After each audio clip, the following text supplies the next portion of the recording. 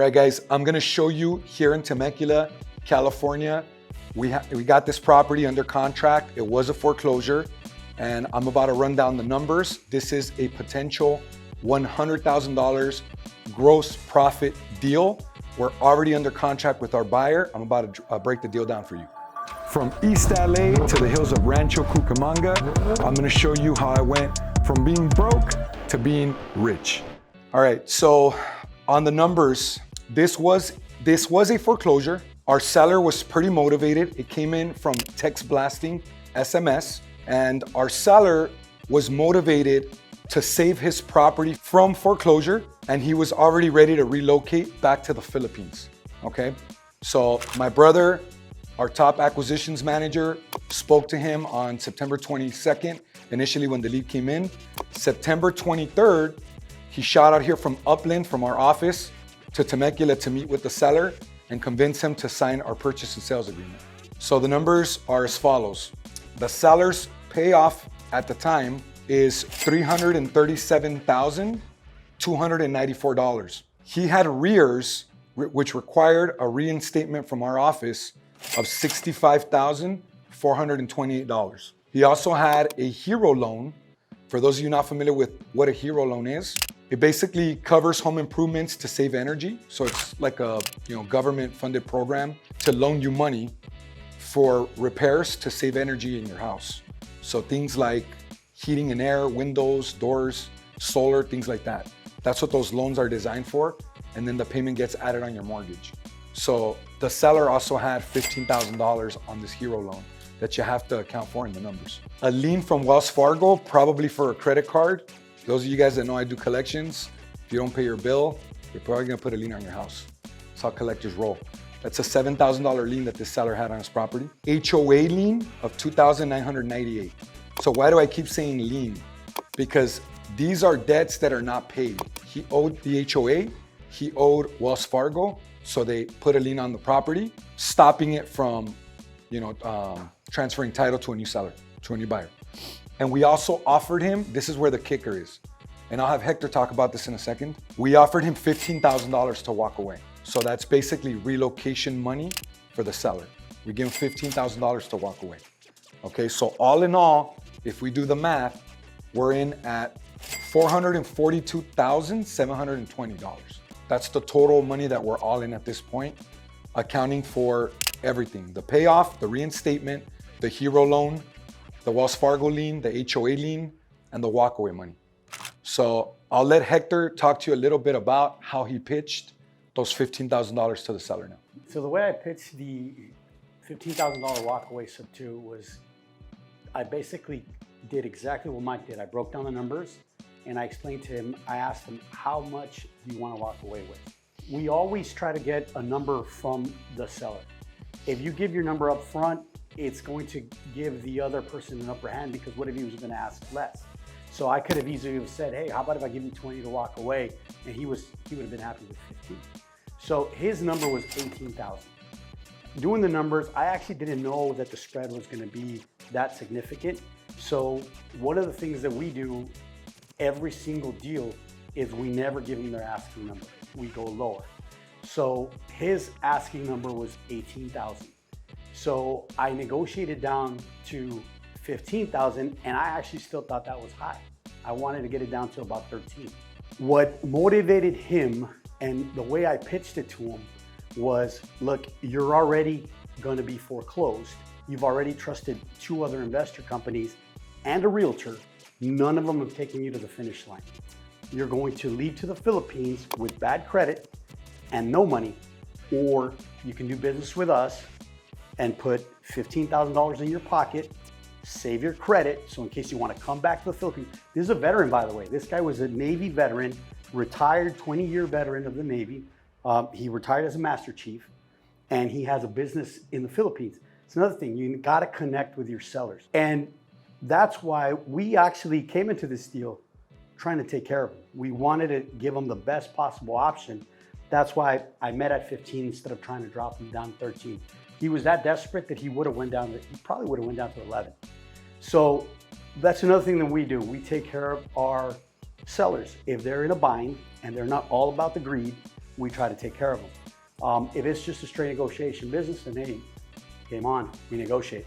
Talking about taking care of our sellers, before this deal was being closed up already, before we were getting the property deeded to us, he did reach out to our office and ask for a $2,500 advance from his $15,000, because normally you do not exchange any money until the property has been deeded to you. Once you have all your contracts in place and you're fully protected, that's when you start exchanging money. Until then, don't do it. But we did give him a contract that states that we're gonna advance him $2,500. Once he signed that contract, per my attorney, I had the green light to release the $2,500 to him so that I can cloud title on the property. So for that, you might wanna consult your attorney, or if you're part of my coaching program coming out soon, I can counsel you on that. We wrapped up the deal. He deeded the property to us. We wired the money to the mortgage company to reinstate his loan. And now mind you that this is a subject to taking over his existing mortgage. So now I have the property deeded to us, to our company, and now our company basically owns the house, and we've taken over his mortgage and his debt. So the items that have not been taken care of yet, as of today, is his Hero loan, his Wells Fargo lien, and his HOA. They have not been taken care of. The property has already been sold. It's pending. I received an offer last week for $520,000. After listing the property for $560,000, I went ahead and took a $40,000 price reduction because I'm completely conscious of our current real estate market crash. Does it benefit me to take a $40,000 haircut when I'm already giving them a good deal even at $560,000? It does not. But I'm also conscious that I need to keep our funds in our investment company rotating. As of right now, the Zestimate on this property is $560,000, which is what we were initially asking, $570,000. Immediately lowered it to $560,000 a week after listing the property.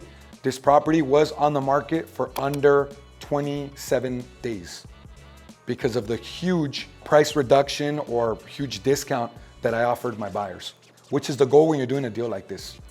If you see that the comps are, this property can easily be comped at $590,000 to $620,000. But you're not gonna list a property and expect to get it sold fast if you're trying to compete with the Joneses next door that are selling their house. You have to cater to investors and even to retail buyers at a discount.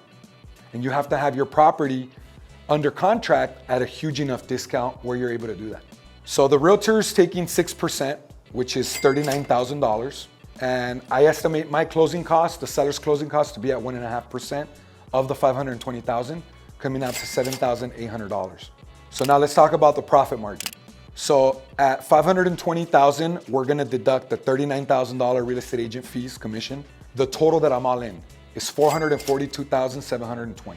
I'm also gonna take into consideration that after paying $65,000 in their arrears to reinstate their mortgage, I'm gonna get a huge credit on the payoff to my advantage.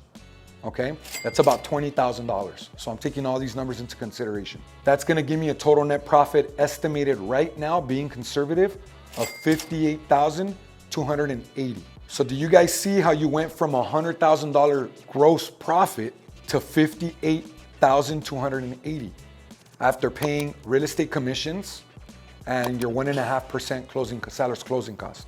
Okay, everybody eats on this deal. Everybody eats. My realtor that sold the property is gonna get paid. The buyer's agent's gonna get paid. My acquisition manager is gonna get paid. Our investment company is gonna get paid. Our seller got paid. The mortgage company got paid. This is a win-win for everyone.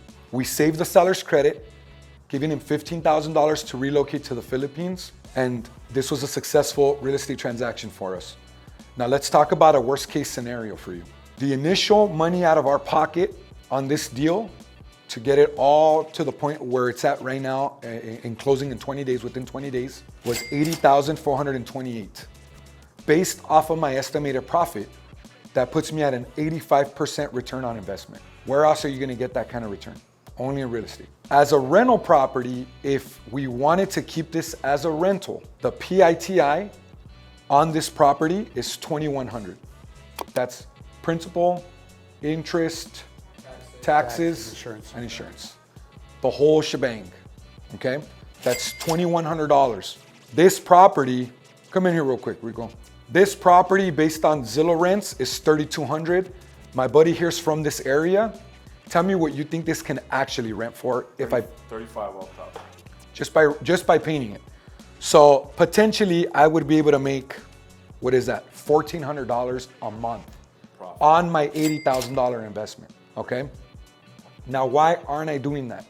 You might be asking yourself, why wouldn't I do that? Because I consider our organization one of the best real estate companies in the country, and I think we can get deals like this all the time. Not only that, we have to keep our money in rotation, because if we just sit on our $80,000 and our $1,400, profit a month on rent, then I'm not keeping the money spinning. Where I can be investing in bigger things with the money that we're making. Thank you. With the net profits that we're making, I can be investing in multifamily and commercial. We can be taking our $58,000 profit and our $80,000 that we invested with our money coming back to us. So now we have, $140,000 that I can park in other deals, right? Making my money grow faster than $1,400 a month and putting it into multifamily commercial, like apartments and other retail buildings. So that's pretty much it. Make sure you guys like, subscribe, comment below. Let me know if you've had successful experiences with creative subject to deals like this, and follow me for more information. I'll see you guys soon.